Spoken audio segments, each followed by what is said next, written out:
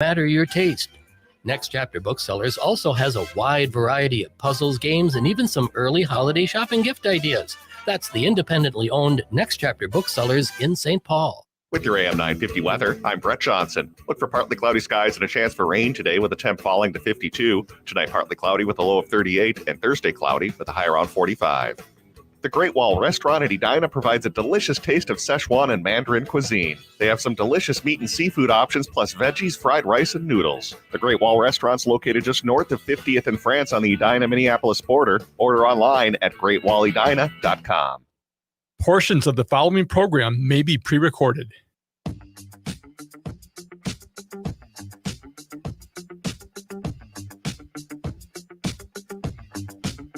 Broadcasting live on the Civic Media Radio Network. It's the Matt McNeil Show for your Wednesday. Matt and Brett here today. I've got something in my hand. Oh, don't worry. Hey, apparently, are these Rick Smith's AirPods that he left in the studio? I think from recording earlier today, they might be. I think we've got a giveaway for tonight's movie night. Oh, Rick, be surprised.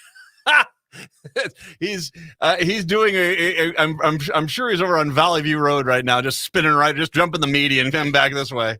Don't worry, I won't give them away, Rick. As a matter of fact, if we need to, I'll make sure I bring those. Let me know if I need to bring these into the movie night tonight.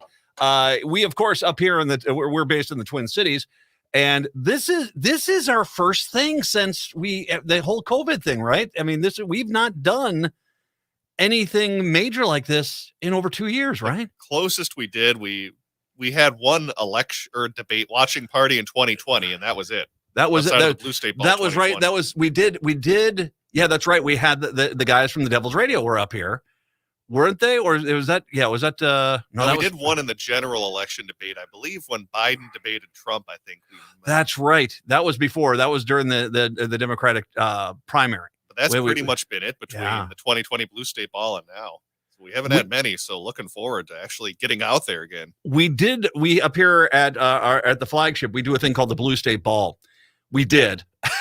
We did one. We had one.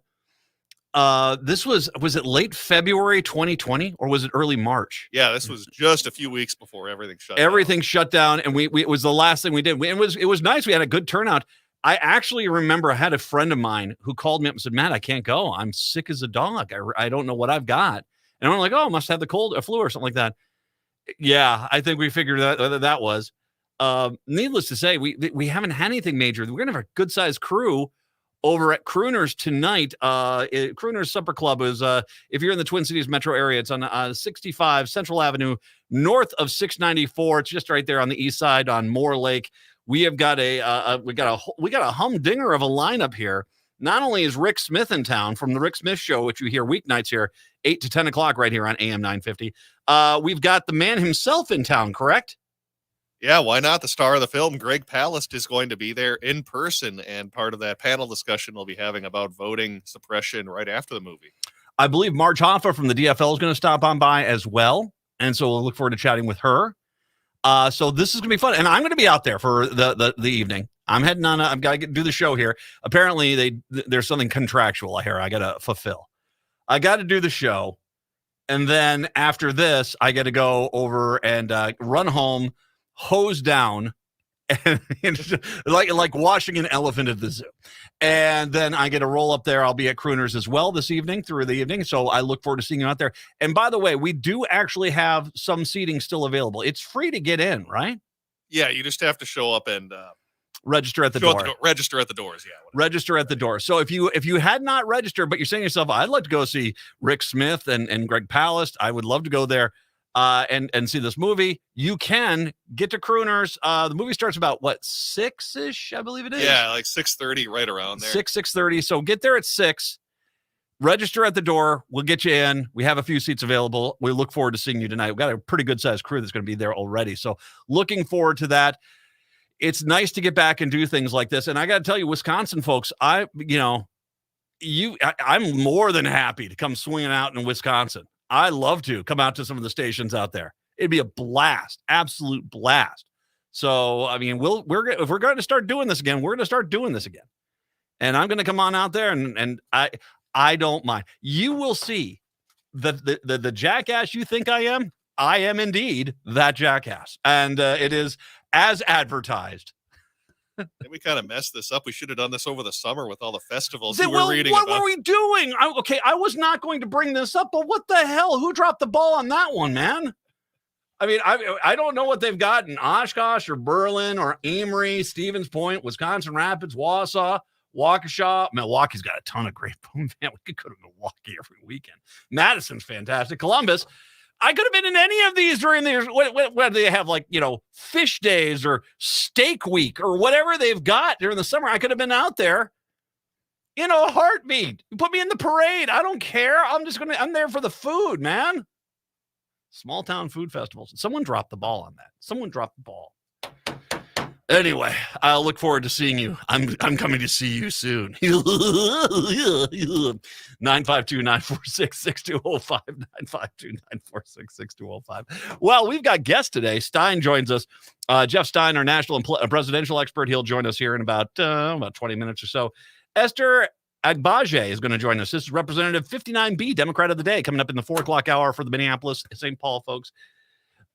We got an election coming up here, and if you have not heard, oh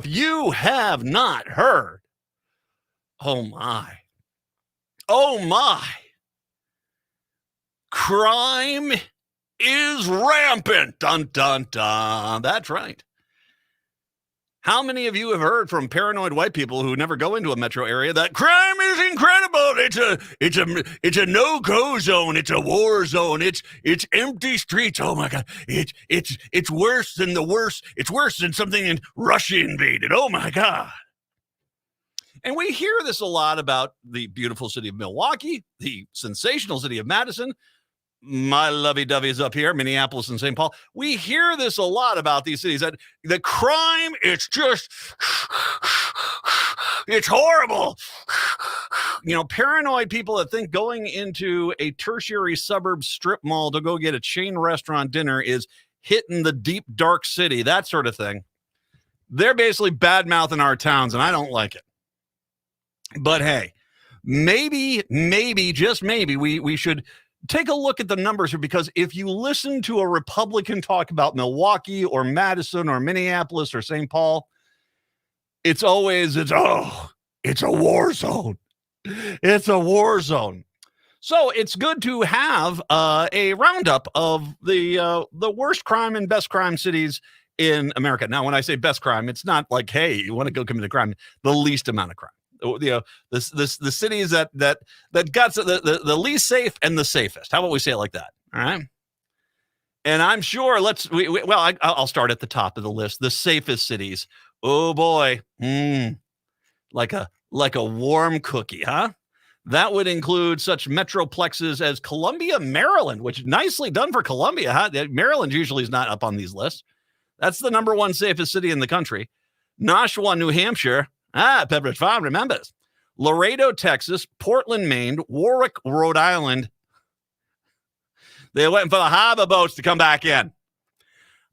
Yonkers, New York, Gilbert, Arizona, Burlington, Vermont, Raleigh, North Carolina, and Lewiston, Maine. So overall, not a big surprise, I don't think necessarily across the board. A lot of them smaller towns. What's the biggest one in there? Is Laredo? Raleigh, North Carolina's got to be the number 9. That's got to be the biggest. But Portland, Maine, maybe is in there. But needless to say, the safest cities here. Now, if we go with what Republicans say, I guarantee you, as we go to the bottom list. Now, that's 1 through 10 I just named off there. This list goes all the way down to number 100, and is it 182? I think is the last city here. So, I mean, clearly that's got to be either Minneapolis or Milwaukee, considering how Republicans talk about this. Number 182 is, St. Louis, Missouri. Which I've been to St. Louis. Yeah, I'm not going to argue there. So the one above that, it's got to be Milwaukee. The 181's got to be Milwaukee. Nope, that's Fort Lauderdale, Florida. And then it's San Bernardino, California, Detroit, Michigan, Baton Rouge, Louisiana, Memphis, Tennessee, Oklahoma City, Oklahoma, Oakland, California, Jackson, Mississippi, and Chattanooga, Tennessee. Chattanooga, I've been to Chattanooga. It was cute. Apparently, they've come across some hard times. Wait a second here. Did I say Milwaukee or Minneapolis or St. Paul or Madison? No, I didn't. Well, okay, Matt,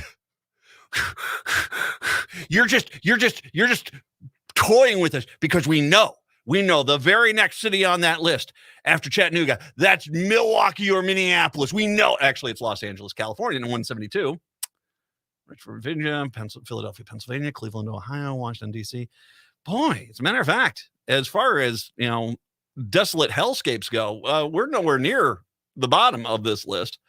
The first city of Wisconsin, Minnesota that shows up here is Milwaukee. They're at 155. So not the best number. You're more on the bad side than the good side, but you're still better than places like Columbus, Ohio, Little Rock, Arkansas, Dallas, Texas, Washington, D.C. So, and Vegas, and like I said, and a lot of conservative cities in conservative states where they said, I mentioned Oklahoma City, Oklahoma. Now, isn't that like Republican territory? And we keep our crown down here. apparently you don't. And so Milwaukee comes in at 155 on this list. I will, so at 182, not the best, but it's not in the bottom 20. It's not in the bottom 25, I don't think. It's not in the bottom 25. So maybe you're just exaggerating, Republicans, because you have nothing else to run on. Maybe that's it. Let me do the other side of Wisconsin, Madison. Oh, you know how they rip on Madison sometimes? Oh, it's so horrible. It's number 13. Yeah, it's the 13th safest city in the country is Madison, Wisconsin, and it's delightful. It's delightful. Hey, by the way, Republicans that beat up on our towns, screw you. How about I say that from the bottom of my good old-fashioned heart? I'll tell you what we'll do. So Madison is at 13, Milwaukee 155, but the worst is 182. Yeah, it's not good. But when I come back, obviously the Republicans must have tagged Minneapolis, St. Paul correctly. They must have, because it's a no-go zone. That's what they say. I say, don't come into my city, you jerks. I'll talk about that in a second. It's the Matt McNeil Show on the Civic Media Radio Network. End-of-life decisions are not easy to make. Hi, I'm Mary T. of Mary T. Hospice Care. It's important to make sure that this difficult time is meaningful and comforting to you and your loved ones. Our hospice team provides an individualized program of physical, emotional, spiritual, and practical care so your loved one is comfortable and not in pain. At Mary T. Hospice, we understand that choosing the right hospice care provider can be overwhelming, but we're here to assist you. Learn more today at marytinc.com. Hi, I'm Kelly Tanky. And I'm Joe Kirk. Tune in to AM 950's newest show, Searching for Service, a show designed to help current and future Rotarians find purpose through service. We are dedicated to sharing stories, experiences, and opportunities for those searching for purpose, value, and meaning. But more importantly, connection through community.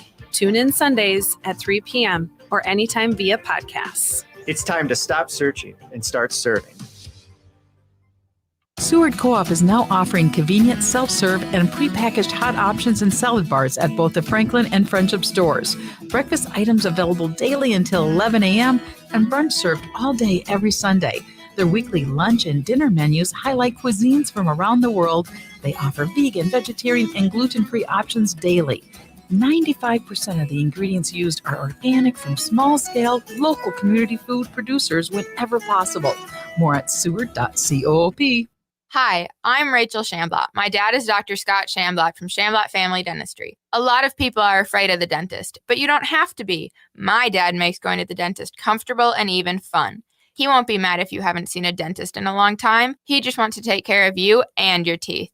If you don't see my dad, please see another dentist. Take care of your teeth because they're the only ones you get. Shamblat Family Dentistry in Hopkins and St. Paul. Find them online at shamblatfamilydentistry.com or call 1-800-FIX-MY-TEETH.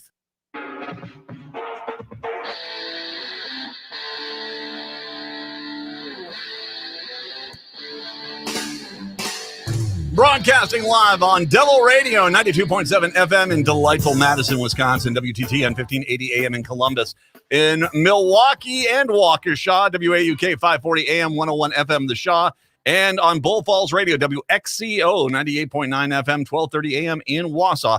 It's the Matt McNeil Show on your Wednesday. Once again, Stein here in just a little bit. So they did that thing where they split up the Twin Cities into two individual cities. How dare you?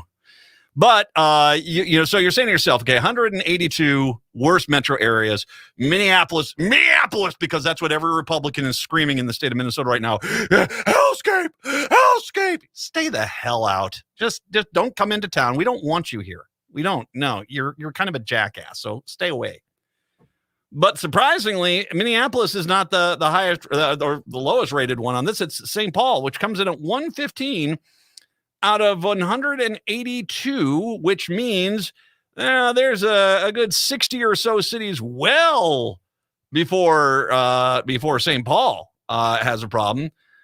And before you say to yourself, well, Minneapolis got to be right there, right next to it. At 114. No, it's not. It's not there. As a matter of fact, that's a tie between Phoenix, Arizona, and Fresno. If you're looking for Minneapolis, it's actually number 81. It's actually, there's 100 worse cities in Minneapolis, over 100 worse cities in the United States than Minneapolis. There's over 100. As much as every Republican in this state is screaming about hellscape, no-go zones, I had to flee for my life. You're pathetic. You are pathetic. Because Minneapolis ranks better than the scarred hellscapes of places like Des Moines, Iowa, which is at 91, Rapid City, South Dakota, which actually I'm darn surprised that's not a little lower on the list if you want to know the truth.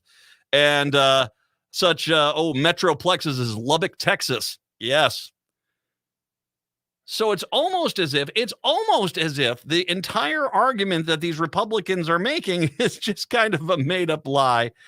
And they're just basically vilifying Milwaukee and Madison and Minneapolis and St. Paul for political reasons. And on behalf of everyone from Milwaukee and Madison, Minneapolis and St. Paul, who basically are the villains in your Republican narrative, is don't come here. Oh, it's easy. Well, I like going to the Badger games. Well, no. You can't have it both ways. You can't vilify Madison and then all of a sudden show up and want to go to the game. I mean, it's a hellscape. You shouldn't want to go there. Or else you're full of it, a fraud. Which one is it? Oh, you're a fraud. Don't want to go to, say, a Brewers game or a Milwaukee Bucks game. If you want to go to Milwaukee, you go for those games, but it's bad everywhere else. Just stay away. And I'll say the same thing for Minneapolis, St. Paul. This city kicks ass. Minneapolis, St. Paul is an amazing town. So all you bitter, angry, terrified of getting anywhere near the 494, 694 loop fools that basically like to vilify this town, don't come here. We're better off without you. No, seriously. We do a lot better off without you. Just go. Go out feeling good in the neighborhood and act like you're living in the deep, dark city, okay? Seriously, the hell with all you people. And once again, I'm going to do this forever. And trust me, come the day after the election, I found any of these conservative friends of mine who have been basically bad-mouthed in Minneapolis, St. Paul or Madison or Milwaukee, and they basically come out and try to say, well, I was always the guy. Yeah, okay. I've got screenshots. And I'm going to throw them back in your faces. 952-946-6205. Speaking of which, who wants to warm themselves on the fire of joy? A Connecticut jury has found that conspiracy theorist Alex Jones must pay $965 million. That is a check to several family members of those killed in the Sandy Hook school shooting for spreading lies that the shooting was fake. Jurors deliberated for 3 days in a trial that lasted 5 weeks. Multiple Sandy Hook family members, as well as an FBI agent who responded to the 2012 school shooting, sued Jones for his continued claims that the massacre of 20 children and 6 adults never happened. By the way, it did.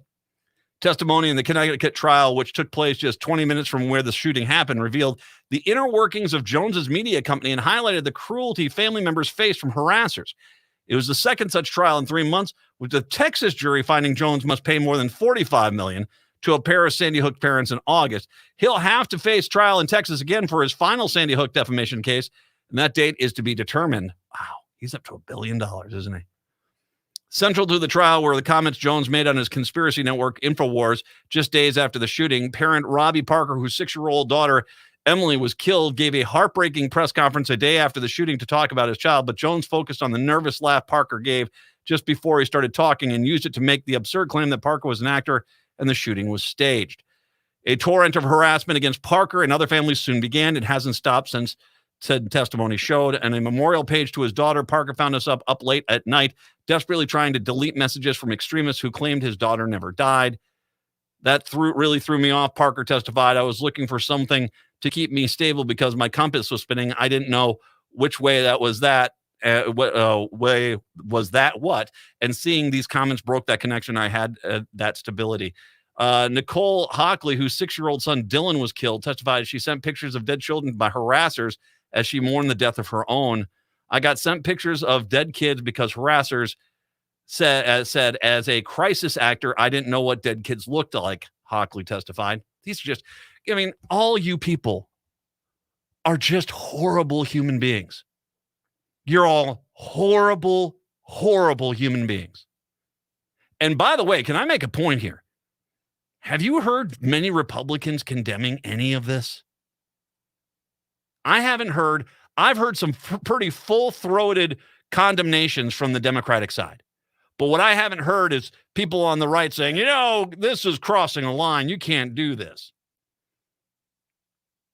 Parents of Mark and Jackie Barden, whose 6-year-old son Daniel was killed, testified they received a letter from someone claiming to have urinated on their son's grave. Another letter threatened to dig up the child's grave.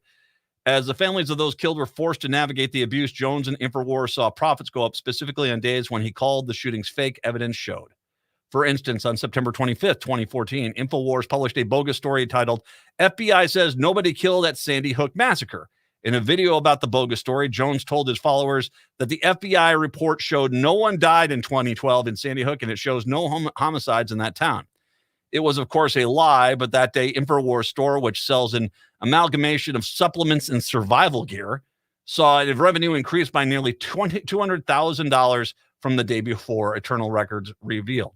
That's a 500% increase that attorney Chris Matei, who's representing the Sandy Hook families, told the court during the first week of the trial. InfoWars also saw spikes in traffic on days where Jones pushed his destructive lies. And just horrible human beings. Just a horrible human being. And, one of the truth is I have zero doubt $965 million is going to put a pretty good sized dent in that guy's bank account, but I don't know if it will actually completely bankrupt him. Hopefully the next trial is even more. And then we basically can ride this guy off the air and out of existence because, my God, what a horrible, horrible human being. We'll take a break, come back. Jeff Stein, when we do return, it's the Matt McNeil Show. Baby, I don't need you.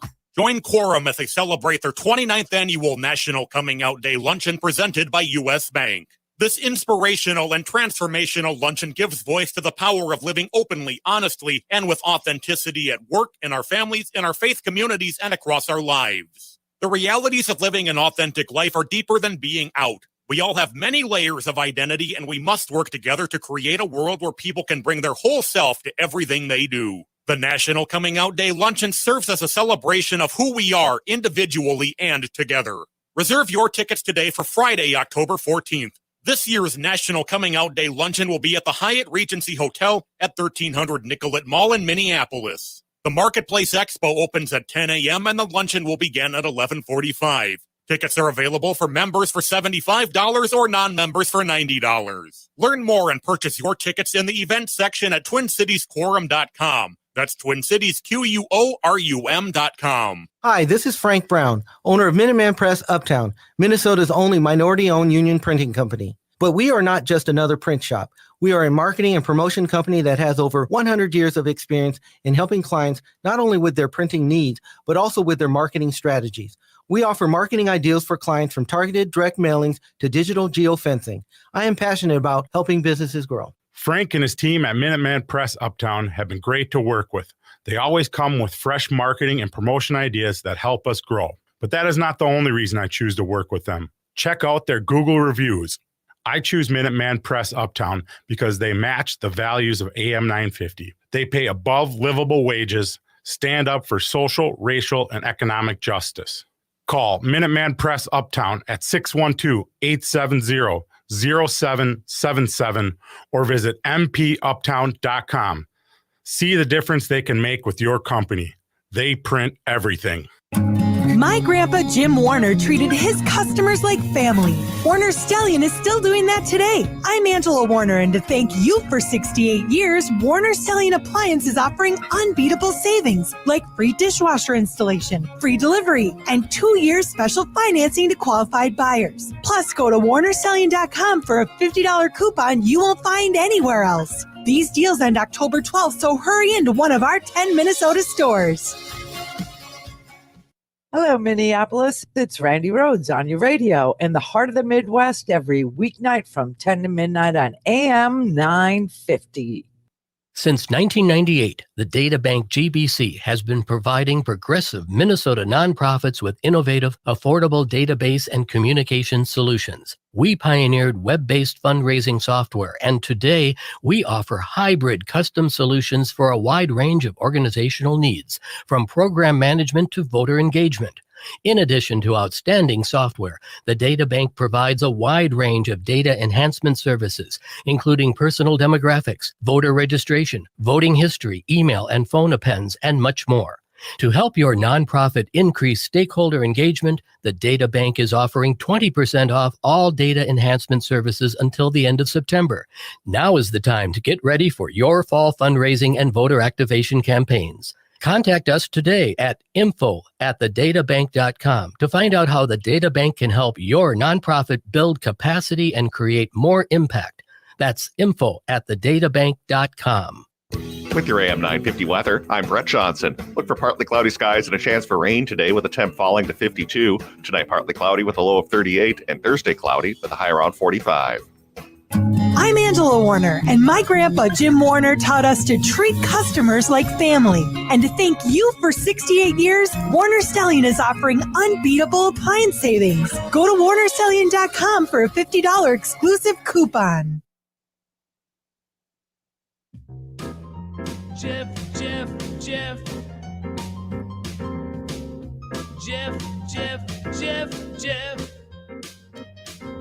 J-E-F-F Jeff. J-E-F-F Jeff. J-E-F-F Jeff. Jeff Stein's our national and presidential expert, noted author. You can find his books at your favorite book location.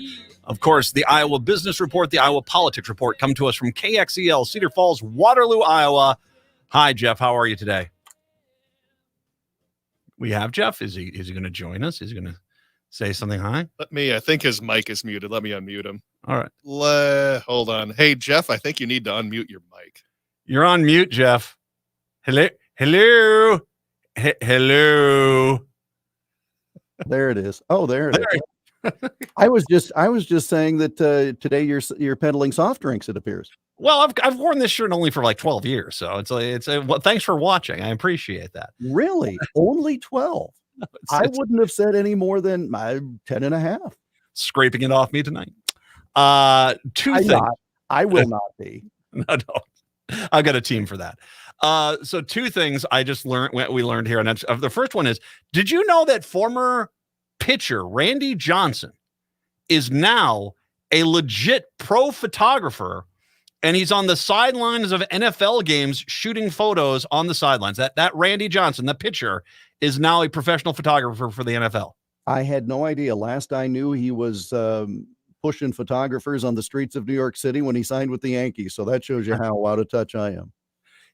I just retweeted a photo of him. It is him. It's apparently legit. He was always an avid photographer, even when he played baseball, But now it's, he gets done playing. He can do anything he wants. Why not? I can see why he would do that. Easy. What, to get in free to the games? You got to just watch out for Devontae Adams, but he seems a little bit angry sometimes. But outside of that, again, if you're 6'7" and 3 1/4, you're right. Randy Johnson is not the guy who's going to push down on that. Right. I did mention this before we went to break. The jury came on back on the Alex Jones trial, nearly $1 billion. Connecticut jury found that he owes basically nearly $965 million for the families that he tormented with his lies.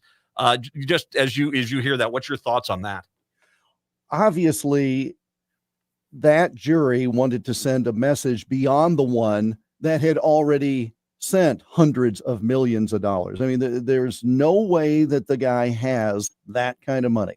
And so what they are doing is being very, and I'm not saying it's a bad verdict. What I'm just simply saying is they are making it very clear that you do have a First Amendment right, but you also have a First Amendment responsibility. Again, the First Amendment only has to do with speech that a government could limit. We have always had rules for bad speech being punished. And that's what you're getting with this. Well, in a larger sense, I mean, I think Mike Lindell is going to be looking at a settlement somewhere in this range too.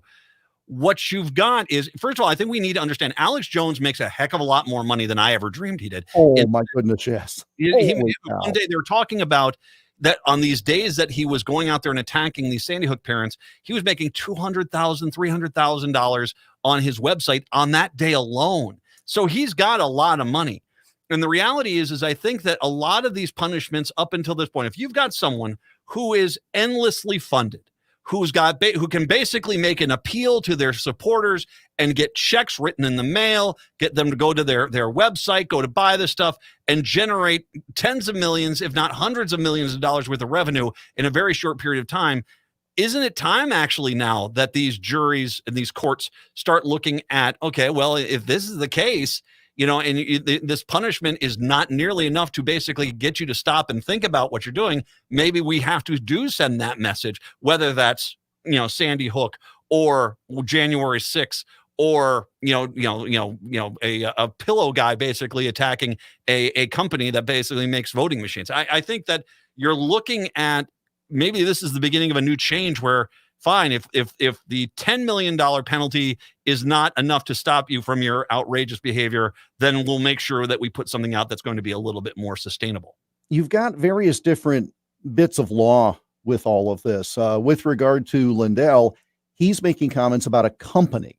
Mm-hmm. That gets you into a whole category of trade libel, which is different than if he made statements against an individual. I'm not saying good or bad. I'm just simply saying now that's a whole different category because they can, in essence, quantify the loss in terms of people who wouldn't renew contracts with the machines, et cetera.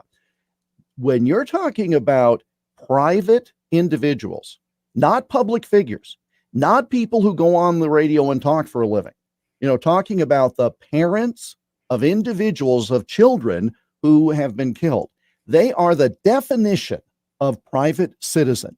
They have no recourse other than through the courts. And that's why we have a distinction between public figures suing one another or somebody suing a public figure. You have to, if you're a public figure, you have a harder time suing and winning for defamation because as a public figure, you have access to the media to a large degree. These parents don't have that. And remember, in the first civil case, Matt, we knew how much Jones made because it was introduced into evidence. Mm-hmm. And so that jury said, we're going to slice off this percentage of it. Well, this new jury has said, we're not going to slice a percentage off of your net worth. We're going to multiply and make sure that you have nothing. Now, here's the other thing about it that's important. You have compensatory damages and punitive damages in legal actions. Compensatory damages are the ones to literally compensate for harm. The punitive damages are the ones where it is to prevent behavior from recurring. And in many states, the punitive damage award does not all go to the person suing. A great share of it often goes to the state's indigent defense fund or to some other fund. Because in other words, if the idea was to punish someone, compensatory damages compensated you for your loss. Punitive damages that are designed to send a message, you get a share of it, you don't get all of it. But again, these parents don't care about the money, right? It has nothing to do with the money. It has to do with accountability. Just one last quick question about this. First trial was in Texas. That was $45 million he owns. Now you got this one in Connecticut. And of course, it's going to be a lot bigger because it is Connecticut. It was 20 miles from where the shooting happened. Right. That was $965 million, nearly over $1 billion now combined. This third trial is going to happen in Texas. Is that Connecticut trial sending a message saying, 45 million is not going to be enough? Do you feel as if that trial goes the same route, he's found guilty again, that you're going to see a substantially larger finding for them in that case, do you think? Not necessarily, and here's why. Because in theory, the juries are not going to know about the different cases. I say in theory because you don't want jurors who know nothing. You want them to have not formed an opinion.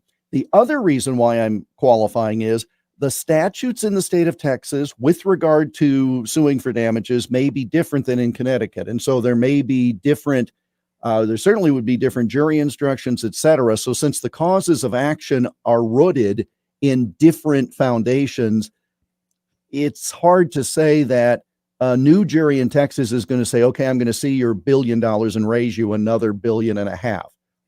It's not exactly apples and oranges. I don't think it would be $1 billion, but I could see them coming back and saying, okay, we're going to make it $150 million this time, and because of Texas. But you're right. I mean, Texas, I'm pretty sure probably has laws that prevent massive findings against guilty parties in this case, because that's the way they are. They're already geared for the eventual lawsuits against the oil and gas industry. So that's a fair point. Yeah. And again, you're talking about a different cause of action. It's an excellent point, because when you're talking about an industry and harm through an accident or injury, that's a little different than libel slander. And these folks were claiming harm due to speech. And so again, it's just very interesting from a legal standpoint. I'm sure Alex Jones doesn't find it too darn terribly interesting anymore, but it's interesting from a legal standpoint in terms of, there are very specific lanes that you drive through on this. Let's turn our attention to a different issue. We are less than 4 weeks away from the election.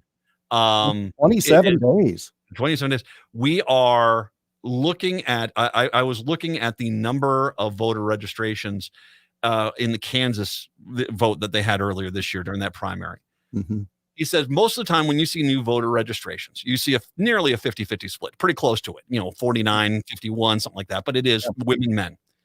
In that case in Kansas, 69% of new voters were women. We are starting to see more and more stories that are showing that women are indeed registering to vote in much larger numbers than men are, which is leading people to think, once again, as every Republican is screaming, abortion's not on the ballot, which, by the way, it is on the ballot. It's going to be on every ballot from here on out. You just need to deal with that.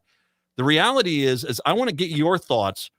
How much do you think the abortion issue plays? I mean, I understand we can talk about inflation, we can talk about all these other things, but this seems to we've now crossed that line into a right being taken away, which is different than, the bread and butter kitchen table issues you and I usually talk about.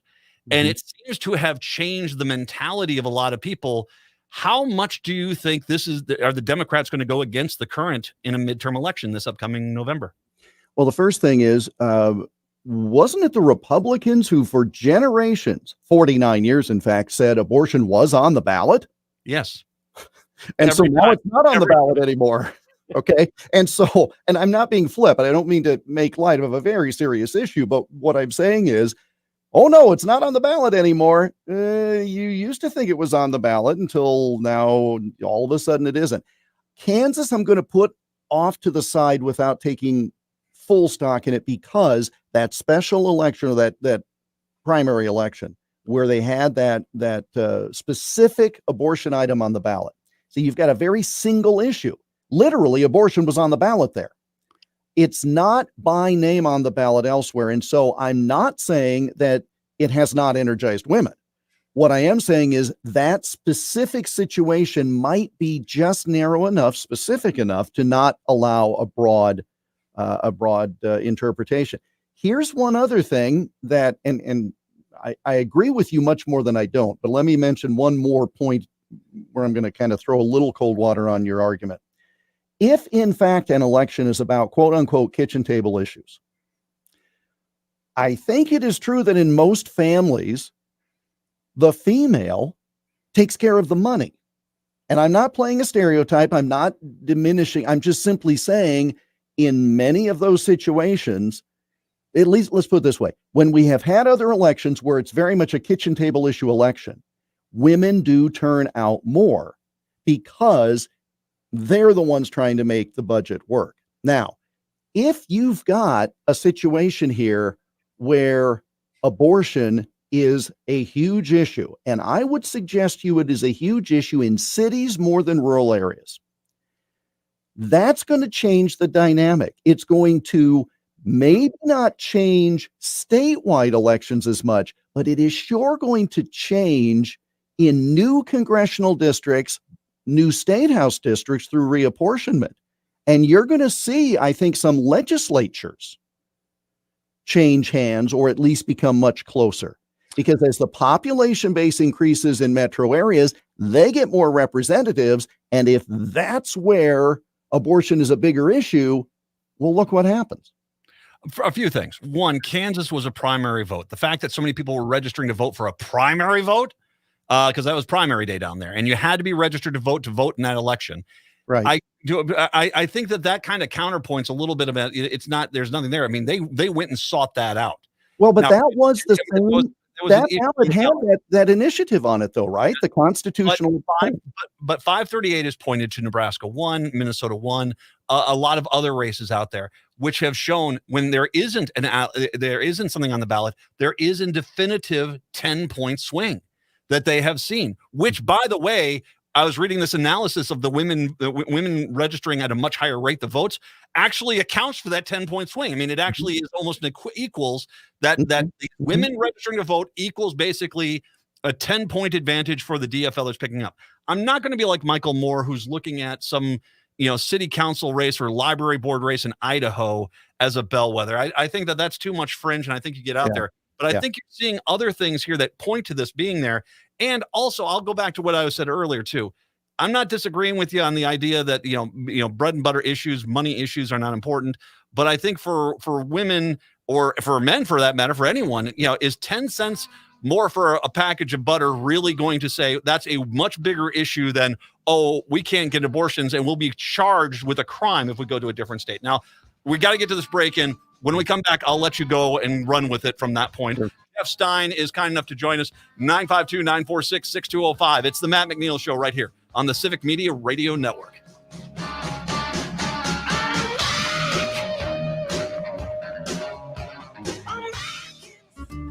Do yourself a favor and check out the amazing cuisine of eatlocalminnesota.com. More than just a website, eatlocalminnesota.com provides you with the best local and independently owned restaurants in the Twin Cities. Specializing in Szechuan and Peking cuisine, the Great Wall Chinese restaurant has been a local favorite since 1981. They offer one of the most extensive menus in the Twin Cities. Favorites include the sesame chicken, imperial beef, and Peking duck. The Great Wall restaurant is located off 45th and France, with takeout available too. More at greatwallrestaurant.us. The next time you're out in South Minneapolis, make Nightingale off 26th and Lyndale your go-to dining option. It's a comfortable neighborhood restaurant that features a delicious menu of American classics, plus a wide drink and cocktail selection. Nightingale has dining room and bar seating available, plus takeout and delivery. Current hours are 5 p.m. to 1 a.m. daily with the full menu until midnight. More at nightingalempls.com. Now that autumn is here, get your vehicle service done at Rudy Luther Toyota. Regardless of where you purchased your vehicle, Rudy Luther Toyota is your #1 destination for auto service and repair. For routine maintenance or a larger repair, easily schedule your appointment on their website, rudyluthertoyota.com. That's rudyluthertoyota.com. They fit with your schedule, they're fast and courteous, and they do the job right. I trust them. With the cooler weather, keep your vehicle running at its best with service from Rudy Luther Toyota, 5 miles west of downtown Minneapolis on 394. This is Ross Stadheim, partner at MJSB Employment Justice. At our firm, we specialize in cases where our clients tried to do the right thing by reporting illegal or unethical conduct and were demoted or fired. There are laws in place that protect people like you who tried to do the right thing by reporting a problem but were retaliated against. At MJSB Employment Justice, we are fearless advocates who will protect your rights and obtain justice, whether it be a Fortune 500 company or something smaller. Be heard. You deserve better. Contact us today at mjsbjustice.com.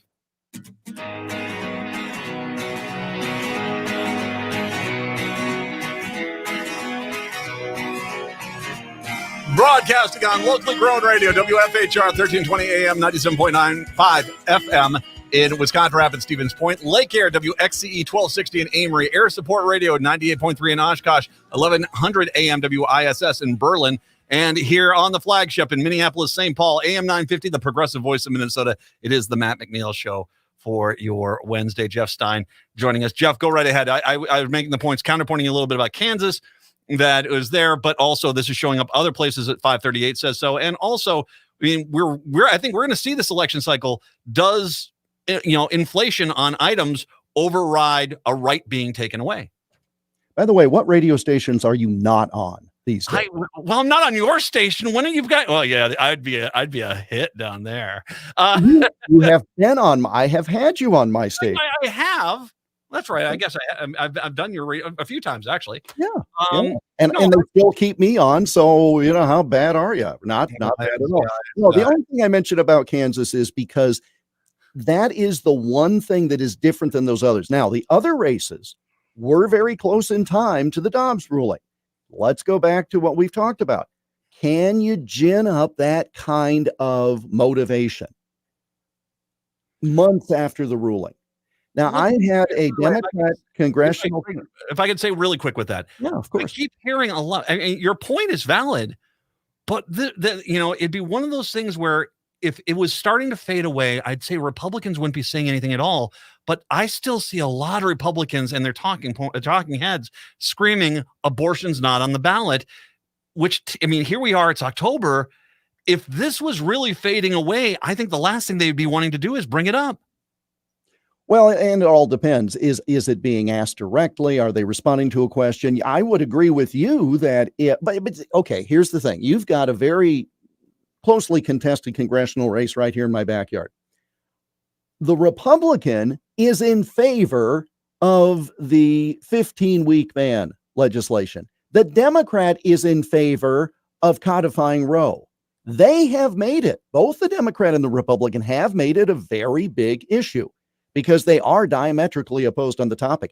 I have interviewed both. I think the only thing they agree on is that Congress should settle the issue, which is kind of interesting. Now, I had the Democrat in the studio Monday. We'll say it's Monday. And she wanted to really talk about early voting.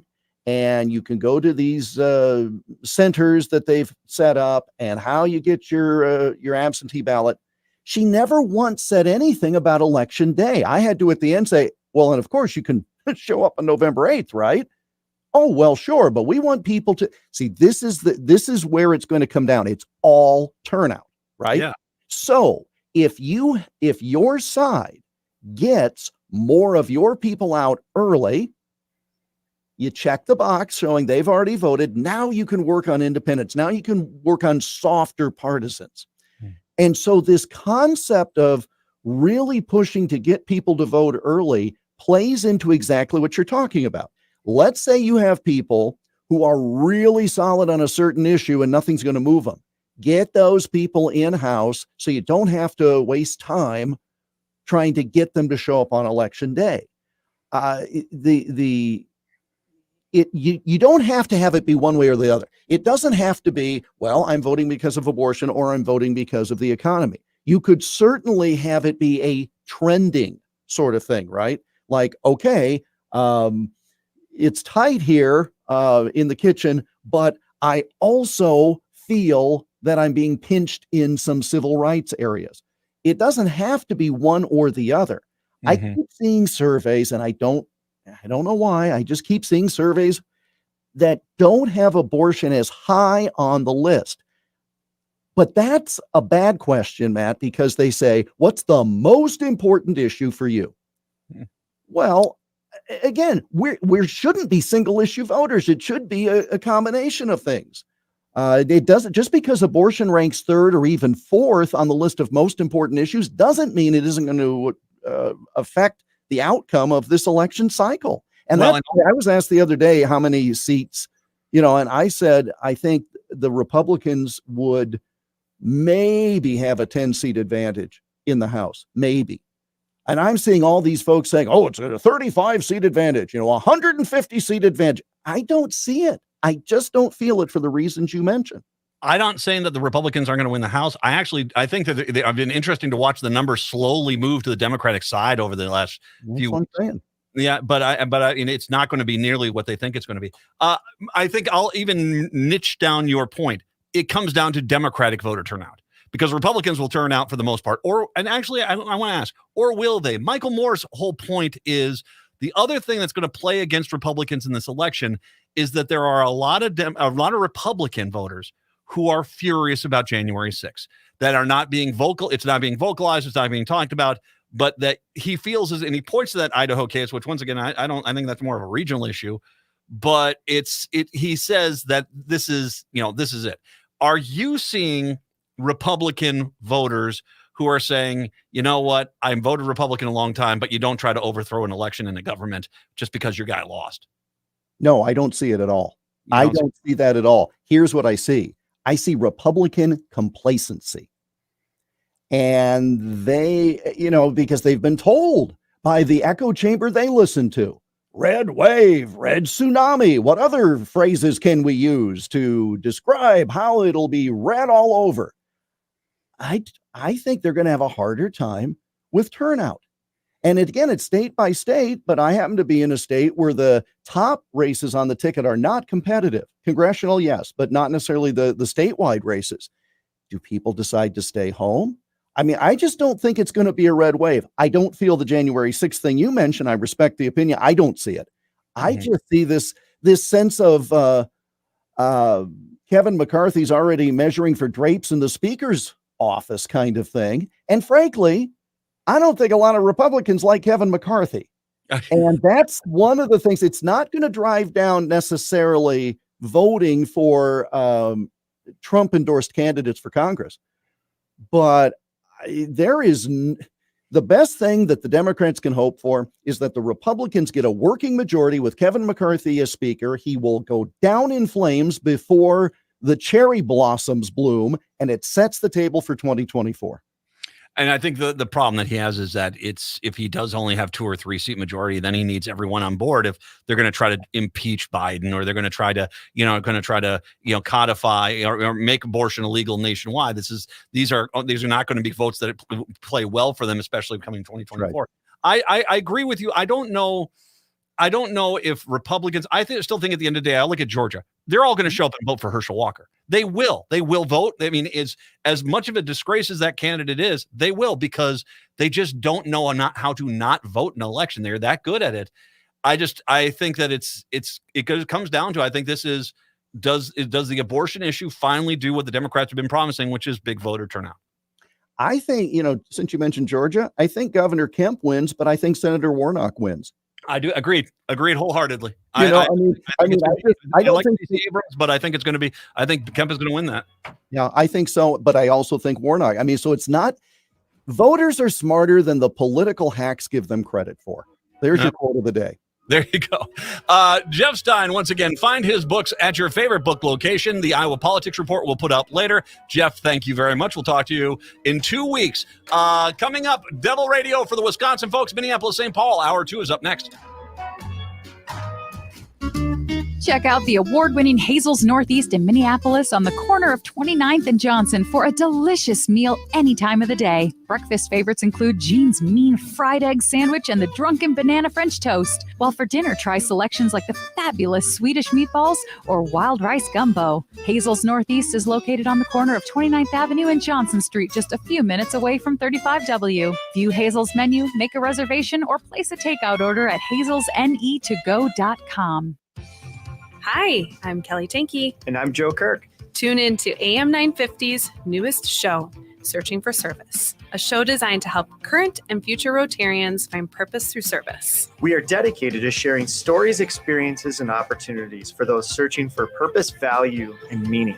but more importantly, connection through community. Tune in Sundays at 3 p.m. or anytime via podcasts. It's time to stop searching and start serving.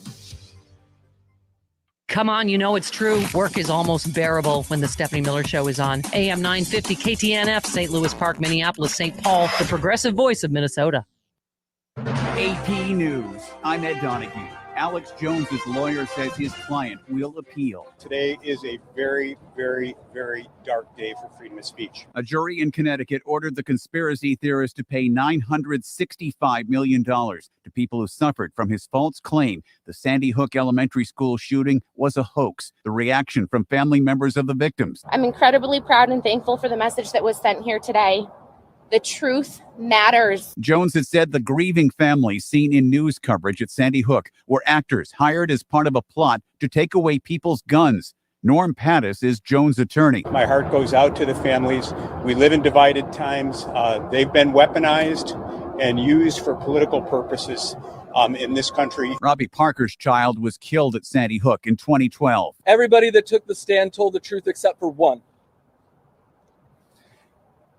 The one who proclaims that that's what he does. But while the truth is being said in the courtroom, he was standing right here lying. Testifying during the trial, Jones acknowledged he had been wrong about Sandy Hook. The shooting was real, he said, but both in the courtroom and on his InfoWars show, he was defiant. President Biden designated the first national monument of his administration at Camp Hale in Colorado, a World War II-era training site in the state. When you think about the national beauty of Colorado and the history of our nation, you find it here.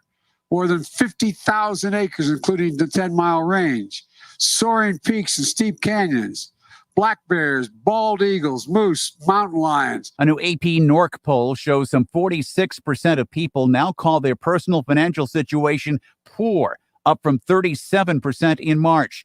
The Dow finished down 28 points. The UN General Assembly voted to condemn Russia's attempted illegal annexation of 4 Ukrainian regions. This is AP News. Hi, I'm Capri, and the little thing I love about the Chick-fil-A Grilled Spicy Deluxe is the chicken. They actually put it on the grill, cooked it in the sauce. It's definitely a good grilled spicy sandwich. Hey, I'm Michelle, and a little thing I love about the Chick-fil-A Grilled Spicy Deluxe is it's spicy and it's full of flavor. When you pair that with the Kale Crunch salad, it's just good. Order a grilled spicy deluxe sandwich on the Chick-fil-A app today. Available for a limited time. Real guests paid for their testimonials.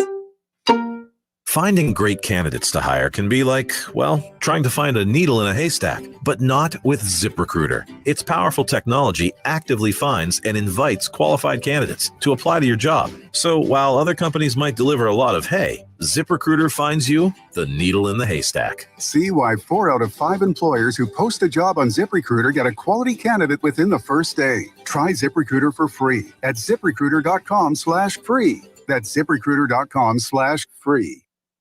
Hi, this is Chad from AM 950. Snap Construction is arguably the most well-reviewed roofing, siding, window, and insulation contractor in the metro. Ryan is so excited about working with AM 950 and our listeners that he wants to help us grow. This is Ryan, owner of Snap Construction. I was friends with Chad long before I started marketing with him. I was a bit skeptical of radio advertising before Chad convinced us to run ads. The advertising's been so successful, we want to help the station grow. We've absolutely loved working with the listeners of AM 950, and we all know how extremely important this radio station is to the community. To help AM 950 grow, Snap Construction will be putting up proceeds to assist the station in marketing on social media. Snap Construction encourages you to follow, engage, share, and interact on the AM 950 social media platforms. Together, we can all work to ensure AM 950 continues to thrive and grow in our communities. We stand by our work with a lifetime craftsmanship guarantee. For a free estimate or more information on our financing, call 612-333-SNAP or check us out online. Hi, this is Paul Metza inviting you to listen to the Wall of Power Radio Hour. We have been on the air on AM 950 for over 5 years, over 200 original shows in the can, including musicians, artists, promoters, authors, comedians, and more. We're on the air Saturdays at 6 p.m. If you'd like to advertise, get a hold of us at am950radio.com and stay tuned this weekend, Wall of Power Radio Hour. With your AM 950 weather, I'm Brett Johnson. Look for partly cloudy skies and a chance for rain today with a temp falling to 52. Tonight, partly cloudy with a low of 38, and Thursday, cloudy with a high around 45. The Great Wall Restaurant at Edina provides a delicious taste of Szechuan and Mandarin cuisine. They have some delicious meat and seafood options, plus veggies, fried rice, and noodles. The Great Wall Restaurant's located just north of 50th in France on the Edina-Minneapolis border. Order online at greatwalledina.com. Portions of the following program may be pre-recorded.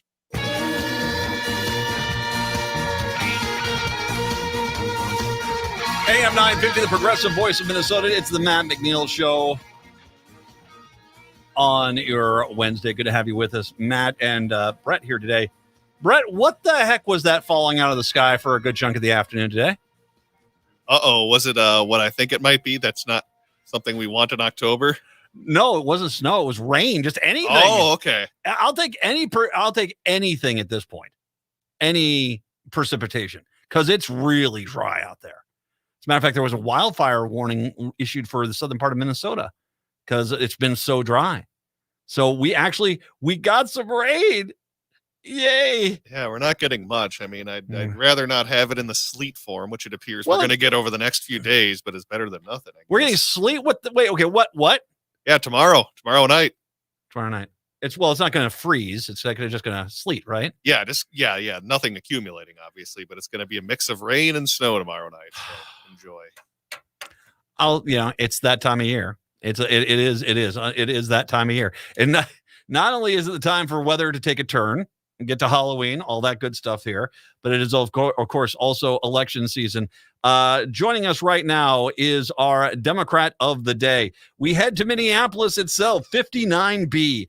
Representative Esther Agbaje is kind enough to join us. She is representing 59B, which is the downtown area and the north side. She's kind enough today to talk about her reelection campaign. Representative, thank you very much. I appreciate the time. Thank you so much. It's great to be with you. Congratulations. You, of course, won in 2020, and you've gotten 2 years in a fairly competent House with the Democrats in charge, dealing with a fairly incompetent Senate run by the Republicans. Your thoughts just on your first 2 years there in St. Paul?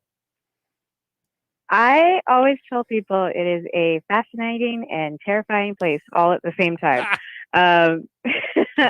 But no, I think the House did a really good job of pushing forward a number of bills and investments into our communities, especially those having to deal with our young people and having to deal with housing and health issues, education.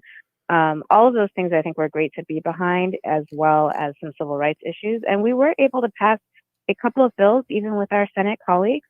And so that's why you've been able to see some, COVID investments that we had last year, as well as this year moving into more mental health resources, as well as doing some work for our foster care system. So yeah, it's been some ups and downs in these past couple of years. You are a big advocate for housing. Actually, let me ask first of all, 59B, did it change much with the redistricting? It changed a little. So we, lost, I shouldn't say lost, but, some of our neighborhoods that were further south into downtown, neighborhoods like Bryn Mawr and Elliott Park, they were redistricted out, but we did bring in areas of St. Anthony, Maine, which is kind of where the Stone Arch Bridge is. And then we also got a little bit more of our neighbors on the north side. So I think the shape of the district is still relatively the same, but we have a lot of density in the area. So we definitely have, good numbers of people in all of the apartment and condo buildings and that we have across the district. I want to get to housing then. That's why I want to talk about the district, because you're in a fairly condensed area, a high density area. We need housing. I mean, we need housing in every community, including in the most rural of rural, cities in the state. It is something that is not really being addressed. And it seems like the only two things that get built nowadays are massive apartment complexes, which pretty much are priced out of a lot of people's, pocketbook anyway, or McMansions, these huge houses. Those are the only two options. Talk about the fight to get affordable housing built, not only in your district, but across the city and across the state. I think you hit it right on the head. Affordable housing is a crucial need across the state. And, Here in my district in particular, we see that with a lot of the apartment buildings going up, the luxury condos going up, just as you said, people are getting priced out. And we need to make sure that we are actually focusing on spending money on rehabilitating some of our older housing stock to make sure that those are habitable places for people to live, and hopefully that they're also at a lower price point and that they're meeting people's budget needs, because we want to make sure that our families have safe places to stay. Because the thing about affordable housing is really not, it's more than just a commodity. It's more than just a return on investment if you're a small time landlord, but it really is a place where people can go and call home. It's a place where they have rest, refuge, where they can take care of themselves. When kids know that they're not going from place to place, they can do better in school. Parents also do better at their jobs when they know where they're going to be every day. And so that's why it's really important that we focus on housing. And in other parts of the state, we know that there are lots of areas that new businesses are coming there. They need workers to live close by, and we need to make sure that we have affordable housing in other parts of the state, so that way people don't feel like they can't get those jobs because there's nowhere to live around there. So those are some of the things that we're facing kind of as a statewide issue. I would say, particularly in my district, I do focus a lot on landlord-tenant issues because we have a significant portion of renters, if not maybe even majority renters in my district. And we want to make sure that renters are living in safe and stable places, that their landlords are being held accountable if they're not keeping up with repairs like they should. Mhm. And then also working closely with our city and county counterparts to make sure that there's kind of a level playing field for people, that if they have, reports of complaints or something like that, that there's someone there on the other side to answer it. This has always been a fight when we talk about landlords and renters, is that you always for there's a lot of great landlords, there's a lot of great owners of apartment buildings, they do a wonderful job, and it's very nice, it's appreciated for sure, but you always do end up having some of these landlords who do not have their renters' best interest in heart, and in some cases start to get to the point of jeopardizing the people that are in their building. Talk about that a little bit more, because it's clear that we're always going to have some level of this. How do you make sure that you get the accountability without basically putting harnesses on all of them, especially the ones that are not doing the bad job, that are doing the good job? I think it all goes down to communication. The landlords who are doing a good job, they don't have to worry about, what is coming in to make sure that their tenants also have access to the same judicial system that they do. Because if you have that communication in place, you probably can work out a lot of these issues without ever having to go to court. But a lot of the bills that we've put up this year and in previous years before I was even in the legislature is really about ensuring that renters especially can access the same judicial system, can access the court system, can make sure that their voices are heard when something goes wrong. And then for those landlords who aren't doing what they're supposed to do, to know that, there are enforcers around who will make sure that you are actually providing a safe place to live for people. So some of the bills that we've put forward and have put forward multiple times are things about making sure that there's adequate notice before an eviction happens, because sometimes if you have adequate notice, and about the average across country is usually 14 days. Even the city of Minneapolis now actually has a 14-day pre-eviction notice, which is great. That gives the renter time to find resources, because it's usually going to be a non-payment of rent issue, and it helps them find emergency assistance resources. It helps them find maybe an attorney if they need one. And then so that way, maybe you can resolve those issues before you even get to the court. Another thing that we've continued to push multiple times is having evictions be expunged from people's records, because what happens now in the state of Minnesota is once that landlord files, there's been no court case, there's been no appearance before a judge, but it's just been filed, just an allegation, that follows that person, that renter's record for a very long time, which then makes it much more difficult for them to secure housing in the future. So we want to make sure that if you go to your court case and it gets dismissed, or you win, or you get a settlement, that falls off immediately.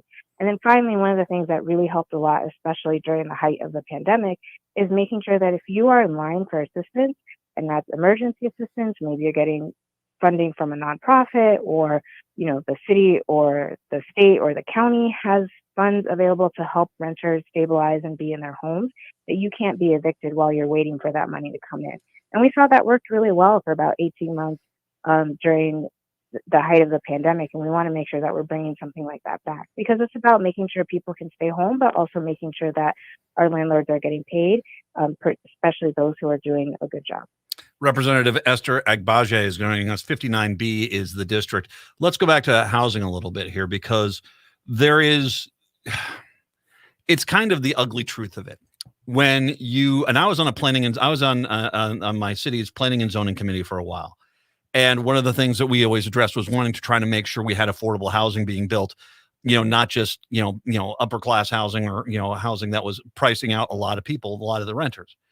When you say I'm going to build low income housing on this block, on this site, the next thing you generally hear is a lot of the people that live around that site saying, wait a second here, what do you mean low income housing? Why aren't you building, other housing here that can actually increase the area's value? Why are we doing this? Talk a little bit about that, because they're to a point, and this has been something that's been talked about a lot. Part of the problem for the city with affordable housing is that it's kind of fine if it's over on the other side of town, but if it's in your neighborhood, there's a tendency of people in the city to not be supportive of it. No, I think you bring up a great question that comes up all the time when we start talking about public housing, low-income housing. I think those monikers too, we have to remember that everyone deserves a safe, clean, dignified place to live, whether that's an efficiency or a one-bedroom or a single-family house if a person so desires. I think when we talk about this, we should really be thinking about how are we caring for our neighbors and how are we caring for those around us and providing those amenities. And those amenities in the long term will provide value to a community. I think, what I find a lot, particularly in my district and throughout the city of Minneapolis, is there are a lot of people who do want to become homeowners. They see that as a path towards wealth, and I think that is a path to get towards wealth building. And I think we need to be looking at how can we build homes that people can actually afford to buy. And whether that is a single family home or a duplex or some other type of shared housing situation, I think we need to look more at those. When we're also looking at apartment complexes, I think mixed income housing is really good, because part of that is really making sure that we're getting people at all levels that are mixing and interacting with each other, can start to build that social networking with each other as they get to know their neighbors. What we don't want to do is we don't want to concentrate areas of poverty, because we know over history, watching how things have happened throughout the country, that just tends to exacerbate some of the issues that we see and some of the problems that can come with it. But if we start mixing things around, we start having, more high income people live with lower income people, maybe that builds new opportunities. If we have mixed use type of housing as well, where maybe you have some businesses on the bottom floor, on the first floor, ground floor, and then you have units up above. There's so many things that we can do, especially in our district where we do have a lot of density. People do want more walkable neighborhoods. They do want more amenities. And I think there's ways that we can get creative in making sure that we can create healthy, habitable, dignified housing for people who want it. Well, and then this goes hand in hand with another issue you talk about, and that's public transit. I know that we are in this new age. We're trying to figure out how much of the workforce is going back into the downtowns, going back in. I mean, a lot of people are now, at least on a part-time basis, working from home every week. So there is a change that's going on. We're still trying to figure this out. But the reality is we still have businesses downtown that need workers. And reality is downtown is not affordable for most workers, that they're having to come on in. We need to have reliable public transit that can get the working class in, because I still even also agree, even if you do have a car, it's not cost effective to be able to park it anywhere downtown. So we have to have this option on the table. Talk a little bit about that, because I know that this is something where I think Republicans feel as if with the change that's happened after the pandemic, that public transit is something that can be more on the chopping block for them than it has been in the past. Yeah, public transit is crucial. I mean, as someone who has lived in downtown for a number of years, that is my main way of getting around, if not walking. So it's true, because I've talked to so many people who, you're right, they work downtown, but they live in the suburbs, and it's hard to get here sometimes from even just our first ring suburbs. So I would really much want to see greater investment in bus rapid transit, making sure that, we have dedicated bus lanes so that way the bus can actually move faster and move on time. Because what we find is that when people see that there's high frequency for public transportation, it's highly dependable, they tend to use it more often because, like you said, no one really wants to drive a car around and then figure out a parking space and pay money for that. Like, it's a lot of a hassle. But if you can just jump on a bus or jump on a train and get to where you need to go and maybe walk a couple of blocks, I think so many people would much prefer that. So I'm hoping that, when we go back into session in January, that we will look really closely, especially with a lot of the federal funding coming for infrastructure, that we're looking closely at how we're building out our public transportation lines in the metro area for sure, but also even in some of our other city centers around the state. I've talked to friends of mine who live in central Minnesota, and they would really appreciate having a reliable and dependable bus system up there to help them get around, help them get their kids from different play dates or to recreation centers, like all of that. It's very useful. I still, for the life of me, do not know why we don't expand metro mobility into outstate and offer it for especially the seniors who live on their farm home. They need to go into town to go grocery shopping or go to church or something like this. Having an option to where you could have a flexible, transportation system that can get people around.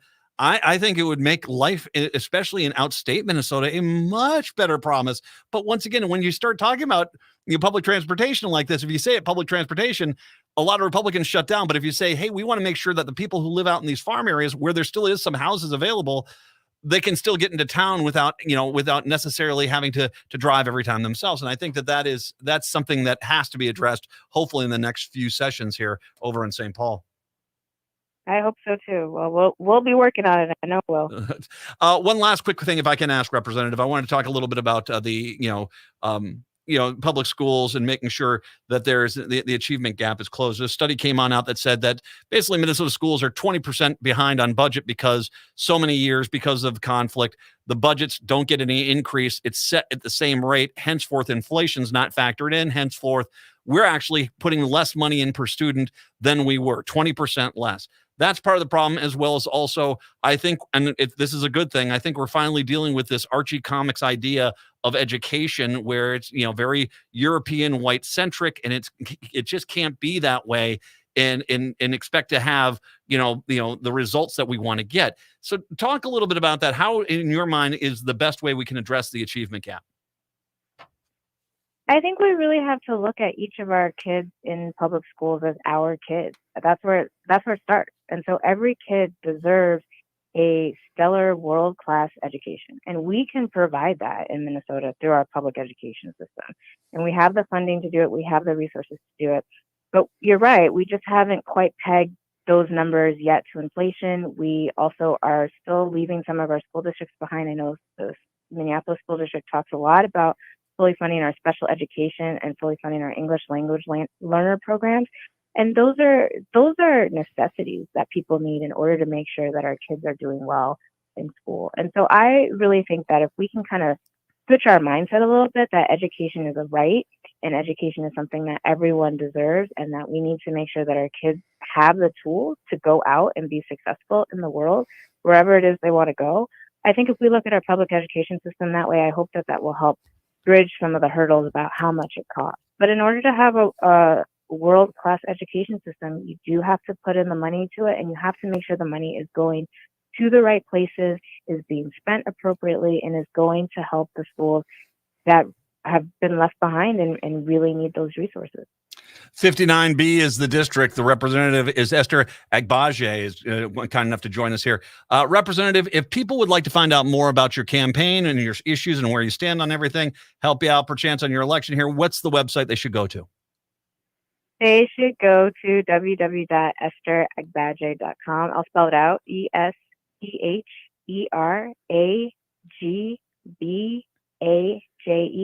Otherwise, you can find me on social media. All my handles are @go4Esther. All right. I'll link to everything on social media a little bit later on, too, so you can find it via the station social media pages as well. Representative Esther Agbaje. Representative, thank you very much. I appreciate the time. A great conversation today. Thank you very much. Thank you so much. Really appreciate it. You guys have a good rest of the day. You too. Democrat of the day for today. Let's take a break. Come on back. It's the Matt McNeil Show right here on AM 950.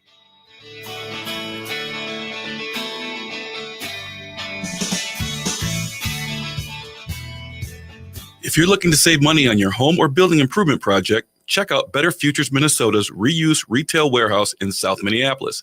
We carry salvage building materials such as cabinetry, flooring, plumbing fixtures, appliances, lighting, and more, saving you money and saving the planet by keeping these items out of the landfill, by giving them another life. Selections change daily, and we also take donations. Go to betterfuturesminnesota.com and look under Reuse Warehouse to learn more. Let us know AM950 sent you. Hey, it's Patrick. Football season is building up, and so is the nastiness in your carpets and air ducts. It's time to call Zero Res and beat the holiday rush. Every surface Zero Res does is specifically designed to preserve and maximize the life of your investments in your home. But also ask yourself before you turn on your furnace, do you know how much built-up dirt, dander, and other allergens are hiding in your air duct system? With Zero Res this month, the more you buy, the more you save. Get 3 rooms of carpet clean starting at just $139 or 5 rooms starting at $199. That's a 43% savings. Book now to get the best carpet cleaning deal of the season. And don't forget about your air ducts. Help your furnace perform its best this winter by removing all the nasty dirt, dander, and harmful debris from your HVAC system. Plus, Zero Res will give you $75 off any air duct cleaning package. Call 952-ZERO-RES or visit ZeroResMinnesota.com to schedule your appointment today. Hi, this is Ken Hageland, host of Living Healthy and Aging Well, heard each Saturday from noon to 1, where we talk about ways to enjoy your highest quality of life. Joining me this Saturday is Jetta Wiedemeyer-Bauer from Trellis, and she will be talking about the services offered through their senior linkage line with over 40,000 resources available statewide to older adults and those who care for them. That's this Saturday, October 15th from noon to 1 on Living Healthy and Aging Well on AM 950. As we head into the holiday season, Crooner's Supper Club invites you to enjoy drinks, a delicious dinner, and live music from both big-name local and national artists in a wide array of styles. Before or after your show, check out the new Maggie's Lounge, a perfect spot to visit with friends. It's open Wednesdays through Sundays beginning at 4:30 with cocktails and light fare. And you don't need a ticket to enjoy the great atmosphere of Maggie's. Crooner's Supper Club off Moore Lake and Highway 65. A little piece of old school nightlife in the 21st century.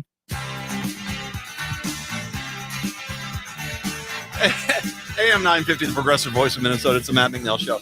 I'm excited about the movie night tonight. I'm looking forward to seeing everyone out there. Crooners, go up there and join us. By the way, what do I do? Has Rick called? Rick Smith, the Rick Smith Show. Oh, we did actually hear. Yes, that was his producer that left his headphones in. So this is producer? Yeah. Oh, the producer. I can lick these in, right? I mean, the producer, right? Yeah, absolutely. I'm not trying to impress the producer. Why are these soaking wet?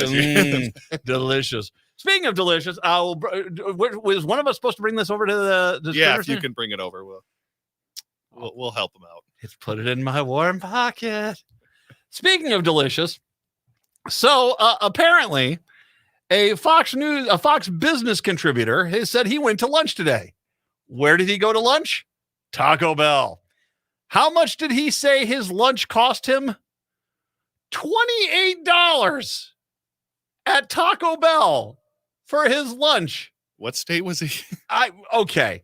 I have gone to Taco Bell's official website. This is nationwide, and pulled up the menu costs. Did he had at $28, he had enough for 4 double steak grilled cheese burritos. Oh God. You do not want to be in the house with this man at this point. 4 of those.